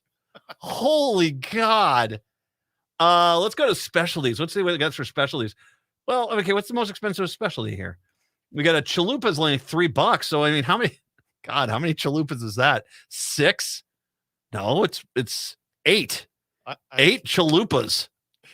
8 chalupas. 8. Jeez, what are you doing, man? Usually you leave a note. The Mexican pizza, which it's not bad. $4.49, so that's 5. 5. God, what are you doing? This is a cry for help. The Doritos Cheesy Gordita Crunch nacho cheese flavor.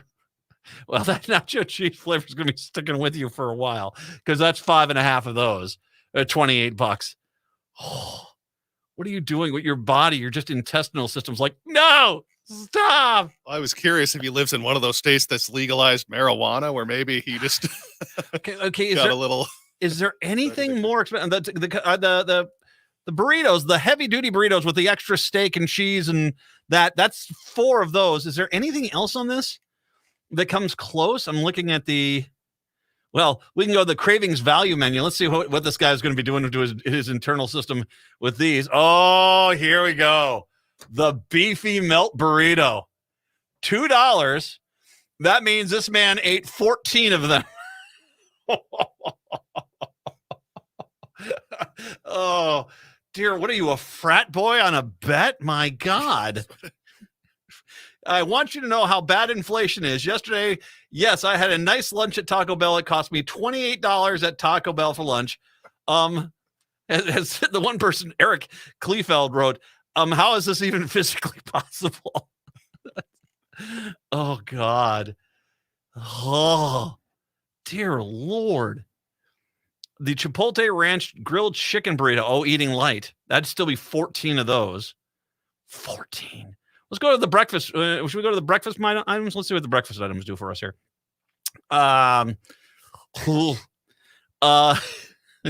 This is, don't they have the round thing? It's the quesadilla sausage. Oh, God. Oh, here it is. This has got to be up there. The breakfast crunch wrap sausage.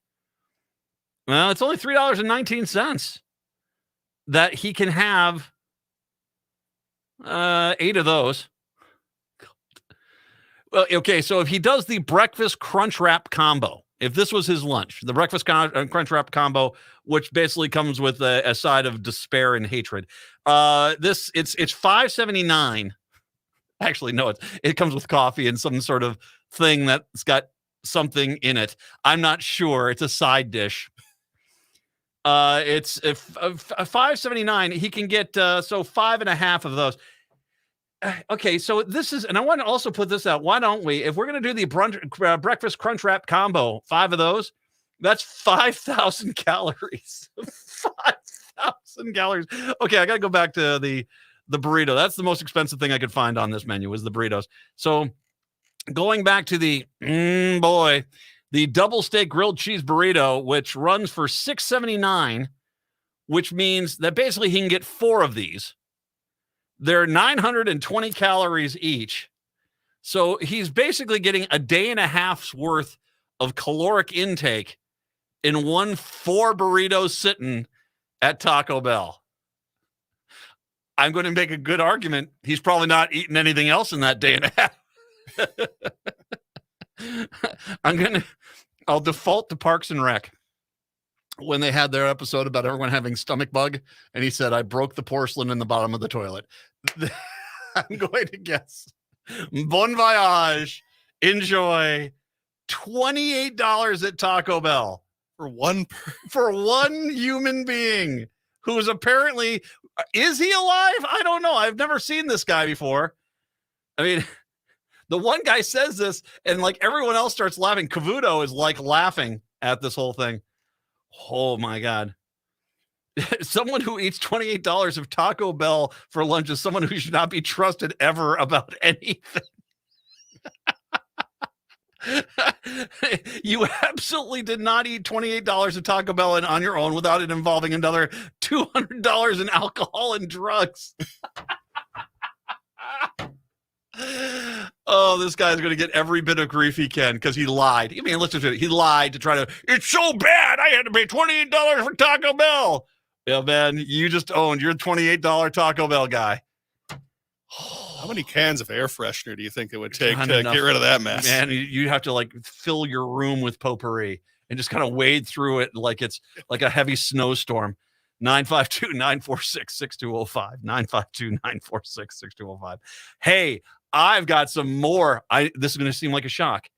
Do you know the crock pot, Kim Crockett? Crockpot apparently has an interesting job history. We'll talk about that when we do return. It's the Matt McNeil Show right here on AM 950. Ugh.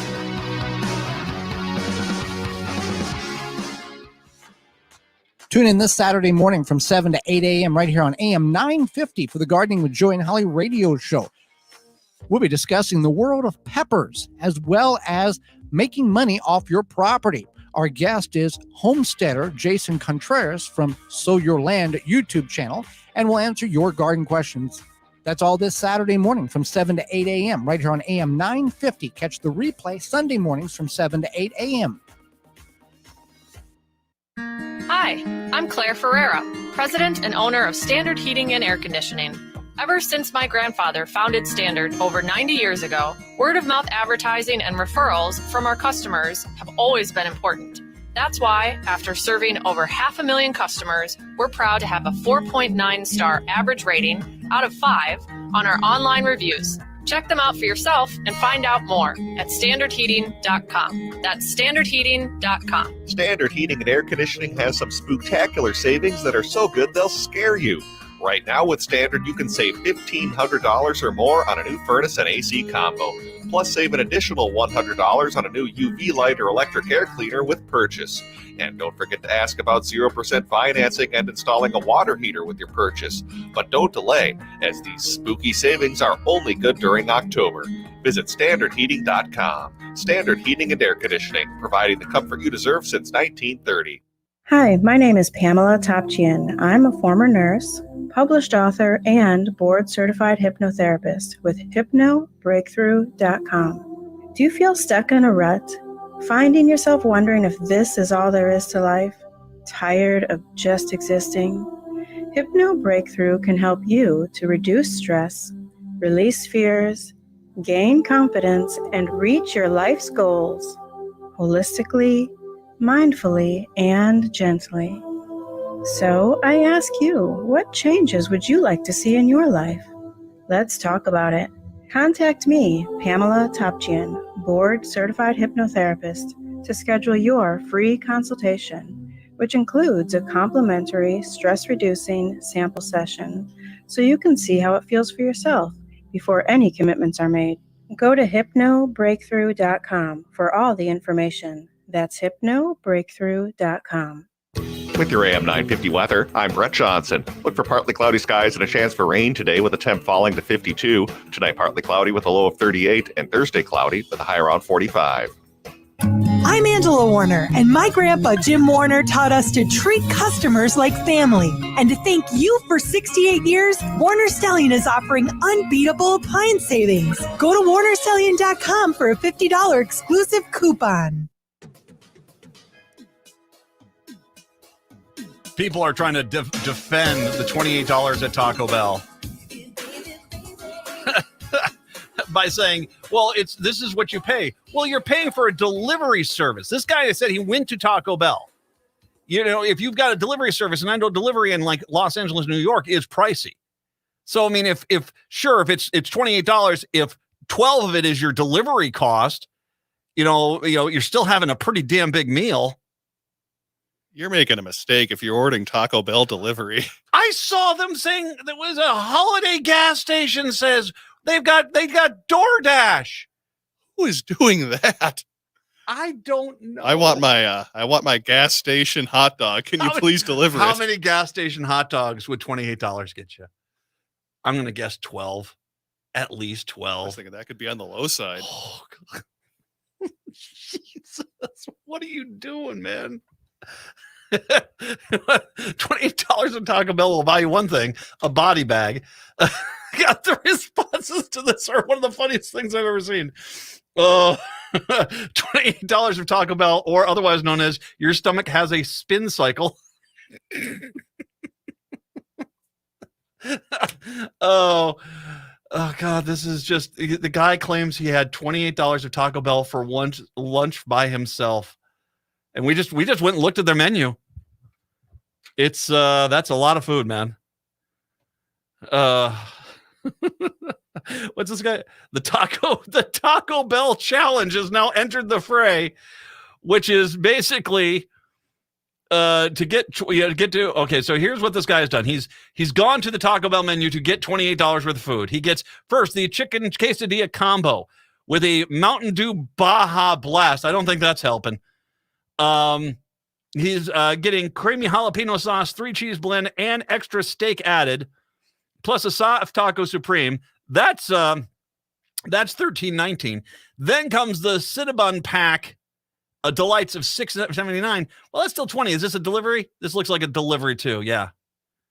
Jeez, you have to add delivery cost to eat, but even with the delivery cost, you still have to have an obscene amount of food to get anywhere close to it. Jeez. Guy deserves every bit of grief he's about to get, and he's going to get it from, well, both sides. That he will, yes. Uh-oh. 952-946-6205. 952-946-6205 is the phone number. Hey, let's go talk about the crock pot, shall we? Kim Crockett. This is the Republican candidate for the Secretary of State position. In case you missed it, she actually aired an anti-Semitic video at the GOP convention back in May, and they applauded. And she's got a lot of things. But let's take a look-see here at a little bit of something else here. For nearly 2 decades, Bloomington has, this is a story from the Minnesota Reformer, by the way. For nearly 2 decades, Bloomington has traced the political path of the inner ring suburbs to the Twin Cities. The residents become more diverse and progressive, sending a stream of Democrats to the state legislature. So residents in Bloomington might be surprised to learn that their city is also home to a highly influential right-wing think tank that reaches millions of people every single day. That doesn't surprise me because you do right there on 494. I mean, it's not exactly like it's exclusive, on the 494 strip. In 2018, the right-wing nonprofit blog Intellectual Takeout changed names to become the Charlemagne Institute and merged with the conservative think tank, the Rockford Institute, longtime publisher of Chronicles, a magazine for American culture. Back in 1989, the conservative Christian cleric, the Reverend Richard John Newhouse, who worked for Rockford at the time, called Chronicles nativistic and insensitive to the classic language of anti-Semitism. Although the Institute has largely known outside of right-wing political intellectual circles, Charlemagne's one-time vice president, Kim Crockett, is in the spotlight since winning the GOP nomination for the Minnesota Secretary of State. So Kim Crockett was one time the vice president of this organization. Crockett was hired at Charlemagne, and boy, nothing speaks to you like cutting-edge institute than taking the name of a 1,500-year-old dead guy. I tell you what, nothing says progress like that. Crockett was hired at Charlemagne soon after John Eliot was fired there in 1929. He was dismissed after a tranche of racist emails were revealed in which Adolf Hitler was such a common topic of adulation that Eliot and his colleagues had coded phrase for Hitler of our good friend. Wow. Now he did leave. That was the line that was drawn. But Eliot was hardly an outlier at Charlemagne. However, Charlemagne Institute staff have been accused of racism and anti-Semitism multiple times in recent years. A regular columnist for the Charlemagne Institute's magazine Chronicles has publicly affiliated with the criminal neo-fascist organization Golden Dawn. The magazine's editor-in-chief was a mentor to white supremacist activist Richard Spencer and once claimed to have helped Spencer coin the term alt-right. Nor was Crockett out of place at Charlemagne. Before and since she's shown an affinity for white supremacist ideas and anti-Semitic tropes. A Crockett campaign video at the Republican State Convention in May used an anti-Semitic canard to criticize arch-liberal billionaire George Soros, DFL Secretary of State Steve Simon, and Democratic Party election lawyer Mark Elias, all three which, of course, are Jewish. After the Republican Party apologized on her behalf, she sent out a fundraising letter that referred to contrived and bogus political attacks and showed an image of her apparently lounging lakeside with sandaled feet and a Tucker Carlson book. Neither Crockett nor Charlemagne responded to interview requests for this story. Funny story. Although Charlemagne and its one-time vice president are enjoying a moment of prominence, their strand of rhetoric has all what it was once all but extinguished, consigned to the fever swamp, as Newhouse said. Father Newhouse, after converting to Roman Catholicism, was a leading figure in the development of the relatively globalist, pluralist, and secular brand of conservatism. After severing ties with Newhouse, Rockford established itself as the custodian of a more nativist and anti-democratic conservative tradition. Though arriving at the scene later, the Charlemagne Institute and Crockett are heirs to that tradition. In the reporting of the 1989 split between Rockford Institute and Newhouse, the New Yorker Times characterized the incident as a dramatic expression of the deep divisions between two major strains of conservatism. One of Rockford's funders quoted the article contrasted Newhouse's forward-looking free market conservatism with the conservatism of the larger organization. Rockford, particularly in its magazine Chronicles, is somewhat critical of free markets and spreading democracy. It looks back to an agrarian society. Wow. Small towns' religious values, it seems modern times is too secular, too democratic. Agrarian society, in that quote, is a reference to Chronicles' romanticism of the antebellum South. The editor of the time was Thomas Fleming, who closely linked the neo-Confederate movement, which minimizes the horrors of slavery, its central role in Confederate secession, and the festering influence of the modern-day American life. Before taking control of Chronicles, Fleming founded another magazine, Southern Partisan. Wow. In a 2000 essay, the historian Edward Sebesta called the two magazines the major publications of the Neo-Confederacy and notes that at the time, every editor for Chronicles was a member of the Neo-Confederate organization, the League of the South.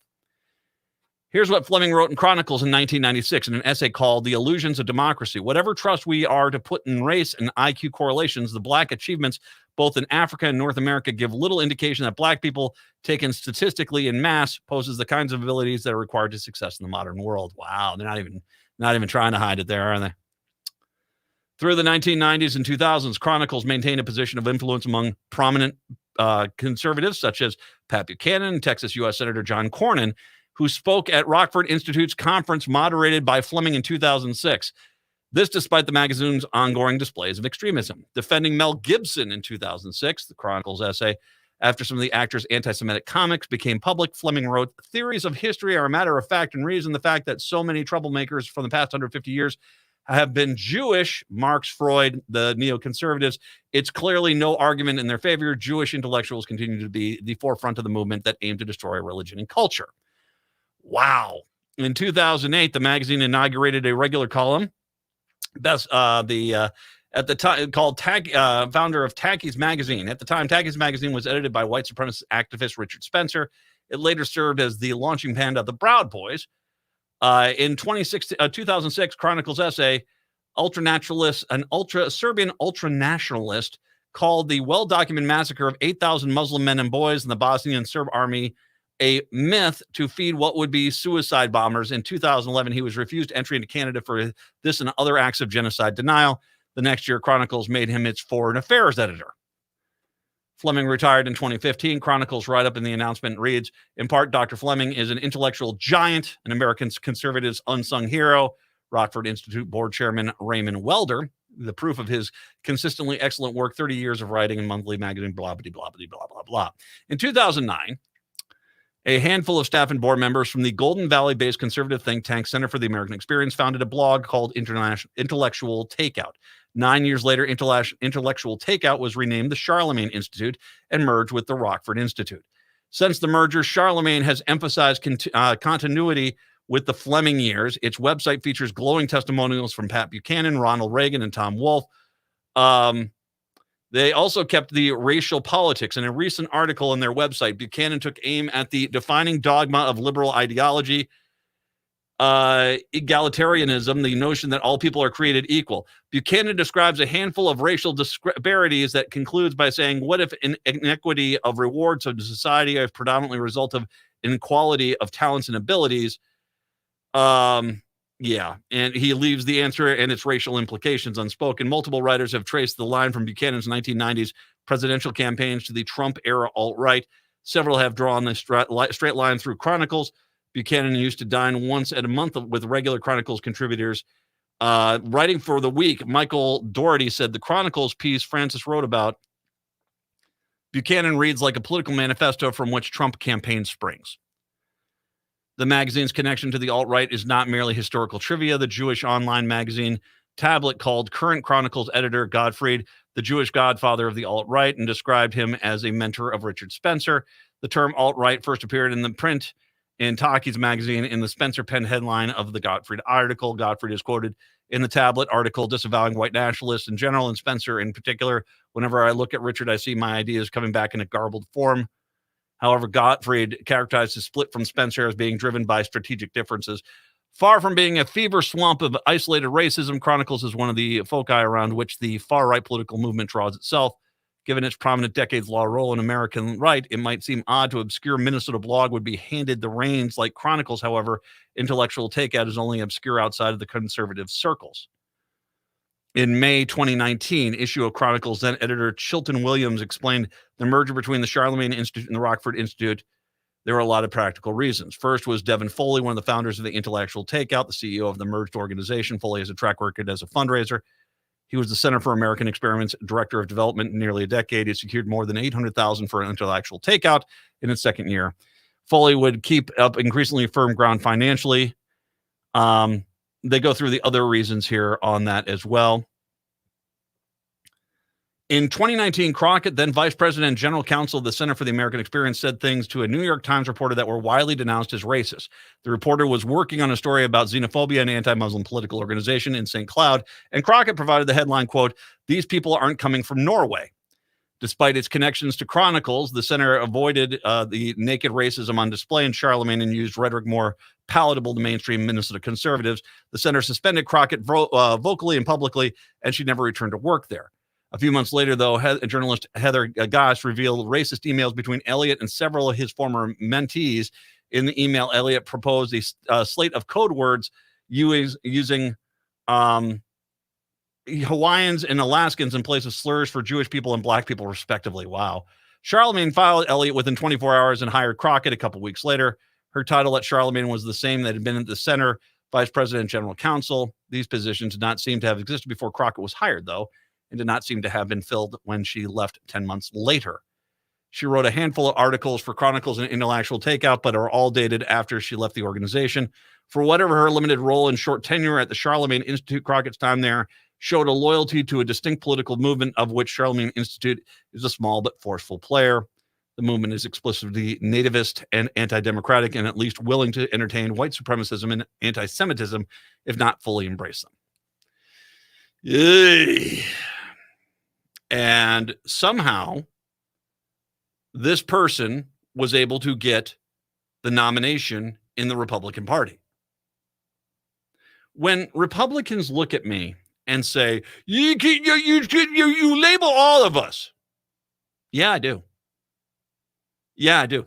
20 years ago, a person like this would have never even been allowed in your freaking GOP convention. Now, you got people associated with groups like this who are getting nominations in the party. Now, she made her comments. They're not from Norway. And she didn't necessarily make the comments, some of the other comments mentioned in this article, which I will post a little bit later on.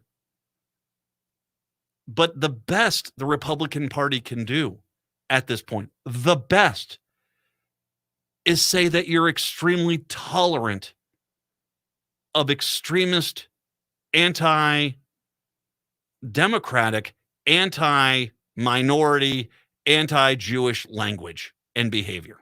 You're tolerant of it. That's the very least we can say.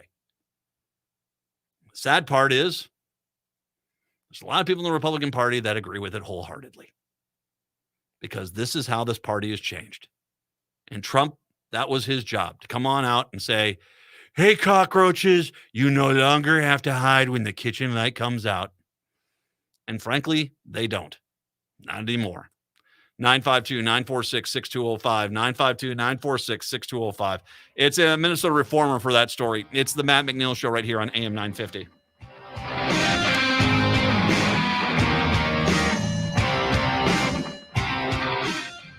Tune in for Philosophy Talk, the program that questions everything. Except your intelligence. Coming up, is the self an illusion? Well, yeah. The self is nothing more than an ever-changing series of perceptions. So you're saying you don't exist? No, that's not what I was saying. What do you mean by I? Is the self an illusion? Next time on Philosophy Talk. Philosophy Talk, every Sunday at 8 a.m. on AM 950. Hi, folks. This is Kirk Bankstad from Wisconsin's Minocqua Brewing Company, and our progressive beer is now available in Minneapolis. Yes, you Vikings can now buy Biden Beer, Bernie Brew, AOC IPA, and Kamala, a strong vice presidential stout, without having to travel across the border. And the best news yet is that 5% of the proceeds of each beer you buy go to keeping Wisconsin blue. Drink progressively with Minocqua Brewing. Get their progressive beers at Top 10 Liquors in Roseville and Falls Liquor in Minneapolis. Find other Twin Cities locations at MinocquaBrewingCompany.com.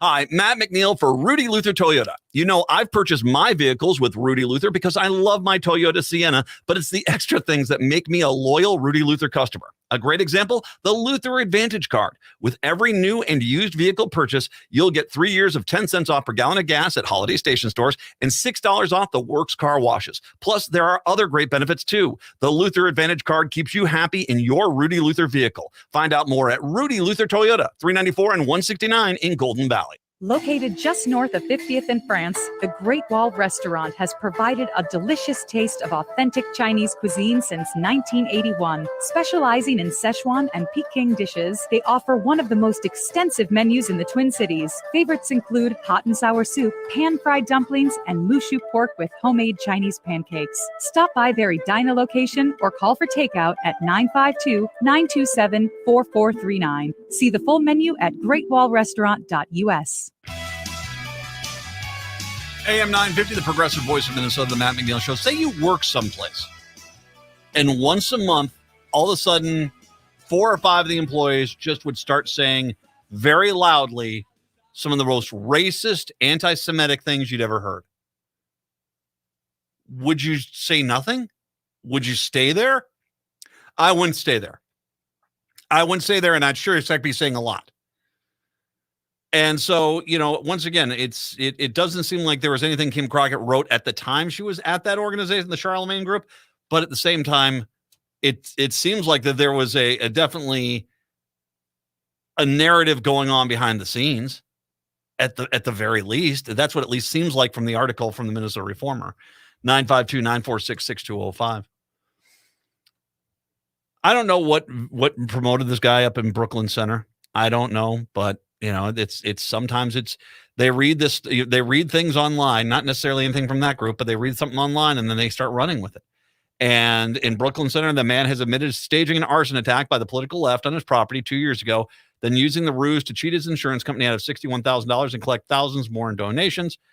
Dennis Mola, 30, pleaded guilty Tuesday in U.S. District Court in Minneapolis to 1 count of wire fraud in connection with falsely reporting that someone torched his camper in September and because it sported a Trump 2020 flag, and then his garage door was tagged with graffiti, which once again, it was an Antifa symbol. It was an anarchist symbol, a Biden 2020, and then Black Lives Matter. And the first thing, and I went back to that show and listen, first thing we said is, okay, the